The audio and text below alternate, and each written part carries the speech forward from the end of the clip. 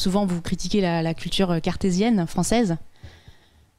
Elle n'est pas française. Elle est, disons, quelque chose qui était entre différentes évolutions culturelles en Europe, où on substituait une culture de la Renaissance, la grande culture de la Renaissance, une culture qui devenait formalisée. Donc c'est ça que représente, entre autres, Descartes, il n'est pas le seul. Donc aujourd'hui, il faut sortir de la forme. Benjamin Constant, un jour, commentant ce qu'il voyait en France, disait en France, c'est comme une muraille de Chine. Il y a la forme, la forme, la forme. Et il faut sortir de cela si on veut vraiment devenir créateur. Alors ça suppose, créateur, ça ne veut pas dire complaisant vis-à-vis de l'enfant, hein. Ça veut dire très exigeant dans ce qu'il doit créer et les défis qu'il doit relever. Et c'est là que se trouve le cœur de l'enseignement.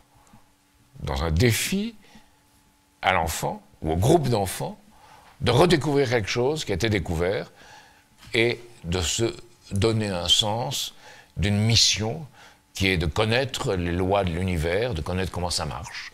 Depuis un moteur de vélo jusqu'à un moteur d'automobile. J'étais récemment avec un groupe de jeunes à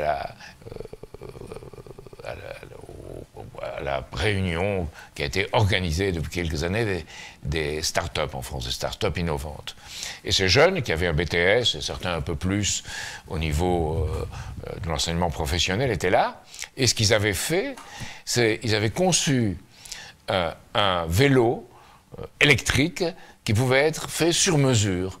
Et rien que cette petite chose était intéressante parce qu'il avait mis une création qui n'est pas évidente.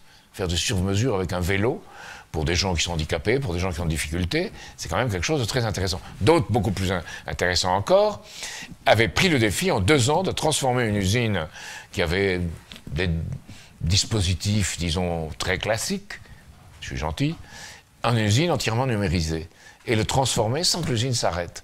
Et bien, ils avaient fait un plan, et ils ont réussi, et l'usine a été numérisée, et elle a pratiquement pas perdu de travailleurs. Donc c'est là que se trouve l'inventivité à encourager.